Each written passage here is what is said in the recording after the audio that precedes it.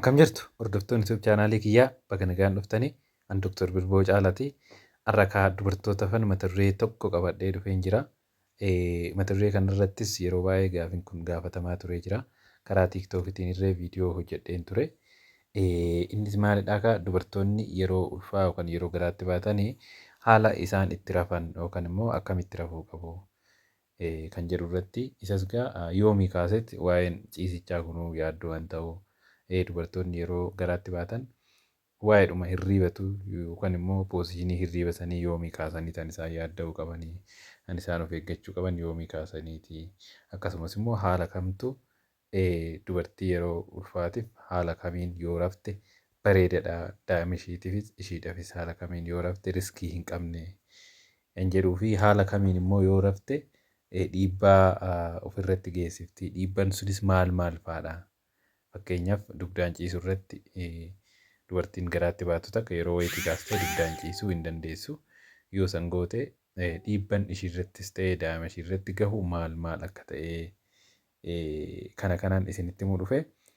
Warri YouTube chaanaala kiyyaaf haaraa taatan YouTube chaanaala kiyya subscribe gochuudhaan maatii naataa akkasumas immoo viidiyoo kana like gootanii yoo jalqabdan nutti tola. Dabalataanis gaafii biraa qabaattan kommentii jala nuu kaa'aa yeroo an biraa qabannee dhufna. Kallattumaan garan mata duree har'a qabadhee dhufeettan isin dabarsaa jechuudha. Egaa kana dura dubartiin tokko guyyaa garaatti ishee hafee kaasee hanga gaafa deessutitti of eeggannoo akkamii gochuu akka qabdu barnoota viidiyoo hojjedheen ture jechuudha. Of eeggannoo yeroo ulfaa jalqabaa hanga dhumaatti jedha mata duree isaa sa'aatii dheeraadha.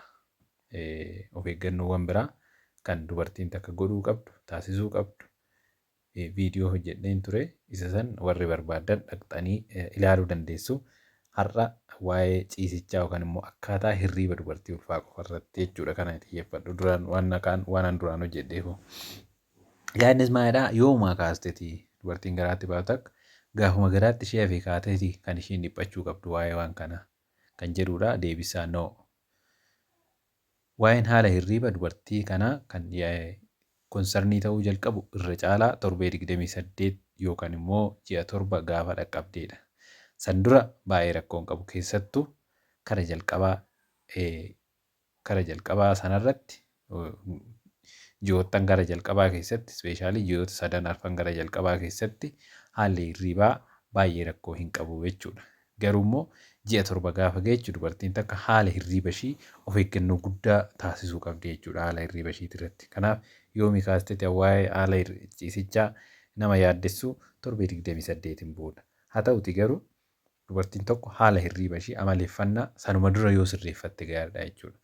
Gaafa ji'a 7 geeche haala hirriiba ishii jijjiiruuf rakkachuurra sanuma durayyuu karaa seefii ta'een yoo rafte karaa seefii ta'een rafuu yoo amaleeffatte ishiidhaaf gaariidha jechuudha. Kanaaf tokkoffaan isa lamaffaan haala kamtu immoo filatamaa dubartiin garaatti baatu takka haala kamiin yoo ciiste filatamaa kan jedhudha. Innis haala kamiiti cinaachaan yoo ciiste cinaachaan ciisuun kara lachaniinuu cinaacha gara bitaatiinis haa ta'u cinaacha gara mirgaatiinis rakkoon qabu. Garuu irra caalaa kan wayyuu fi kan filatamu cinaacha gara bitaatitti yoo ciistedha. Cinaacha gara bitaatitti yoo ciistedha. Sababni isaas cinaacha gara bitaatti ciisuun sun irra caalaa dhiiga gara onnee fi akkasumas immoo dhiiga gara pilaasentaa yookaan hiddaan du'a daa'imaa san deemu baay'ee dabala jechuudha. Kanaaf gara saniin akka ciistu ni filatamaa jechuudha. Inni biraan karaa bitaatti yookaan immoo cinaachatti ciisuun kun faayidaan inni biraa dhiiga blood flow gara gadaamessaa fi hiddaan duraatti dabaluudhaan isa san dabaluu san irratti dabalataan pireejarii yookaan dhiibbaa tiruu irratti gahurree ni hir'isaa jechuudha. Egaa ulfi ji'a 7 darbee daa'imti sun akkuma guddachaa deemeen yoo dugdaan ciiste dhiibbaan tiruu irrarree ni gaha. Akkasumas immoo marmaan haadha saniitirrarree ni gaha jechuudha yoo dugdaan ciiste. Kanaaf isa san irree ni hir'isaa jechuudha. Inni biraan carraa daa'imota dursee jalqabuu ciniinsuu ni hir'isaa. Akkasumas immoo carraa daa'ima stiil barzoo yookaan immoo daa'ima du'aa dahuutirree ni hir'isaa jechuudha. Kanarratti dabalataan ammas cinaachaan ciisuun kun dhukkuboota biraa kan yeroo ulfaa nama mudachuu danda'anillee ni hir'isaa jechuudha. Fakkeenyaaf dhukkuba akka kintaarotii. Akkuma kana dura isinitti hime yeroo ulfaa dhukkubni kintaarotii uumamuu danda'a. Akkasumas immoo namni duraan kintaarotii qabu tokko yeroo ulfaa kintaarotiin isaa itti hammaachuu danda'a jechuudha. Kanaaf yeroo cinaachaan ciisuun kun isa sanirree ni fooyyessaa jechuudha. Maaliifiin dubartiin takka yeroo dugdaan ciistu daa'imti sun dhaqxee gadaamessii fi daa'imti sun walumaa galatti dhaqee raawwatee ujummoo guddaa karaa onneetti deemu san kompirees godha jechuudha. Sun gaafa kompirees ta'u iddoon dhiigaa gara gadii jiran diriiruudhaan dhiigni achitti akka kan taru ta'uudhaan dhukkuboota akkasiitiif nama saaxilaa jechuudha. Kanaaf cinaachaan ciisuun kanarraa irree dubartii san ishee baraaraa jechuudha. Kana hangana hojjenne amma immoo mee akkamitti ciisuu hin qabne dubartiin garaatti baattu takka ispeeshaalii ji'a 7 booda akkamitti ciisuu hin qabne tokko dugda. Dubartiin garaatti baattu takka ispeeshaalii gaafa ji'a 7 dabartee dugdaan ciisuu hin qabdu. Yoo dugdaan ciiste sababoonni rakkoowwan uumamuu danda'an ni jiru jechuudha. Rakkoowwan sunis tokko dhukkubbii dugdaa. Yeroo dugdaan ciistu dubartiin sun dugdi ishiitillee dhukkubuu danda'a jechuudha. Inni biraan rakkoo hargansuu. Hin ukkaamamte jechuudha. Dubartiin sun gaafa dugdaan ciistu hargansuu ishee miidhamuu danda'a jechuudha.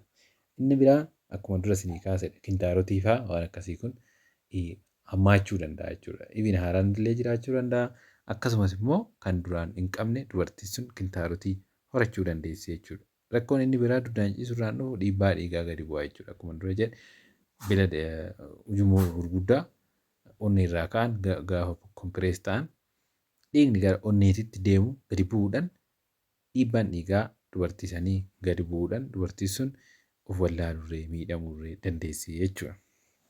Inni biraa sleep apnea yookaan immoo rakkoo yeroo halkan hirriiba wal qabatee uumamuuti jechuudha. Inni akkasiillee ni dabala jechuudha.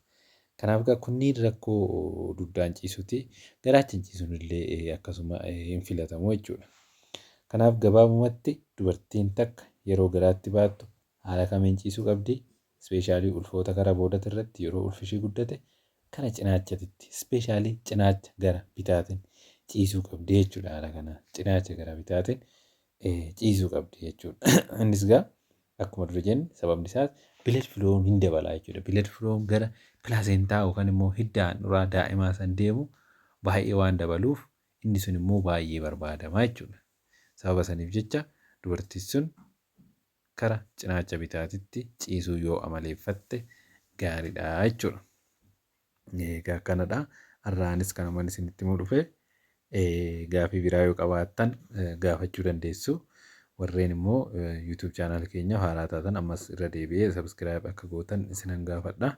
Kanarratti dabalataan immoo yaala garaagaraa yoo barbaaddan kilinika keenya kilinika giddu galeessaa wiirtuu dhuftanii nu dubbisuu dandeessu.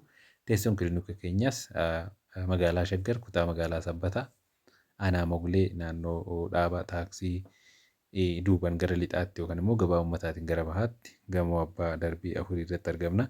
Achittis dhuftanii nu argachuu dandeessu. Akkasumas immoo odeeffannoo fayyaa biroo argachuuf karaa fuula TikTokii Dr. Birboo Caalaa, karaa fuula Feesbuukii akkasuma Dr. Birboo Caalaa jedhuu fi karaa Telegiraamii Dr. Birboo Caalaa jedhuun nu argachuu dandeessu. Fayyaa fayyaaf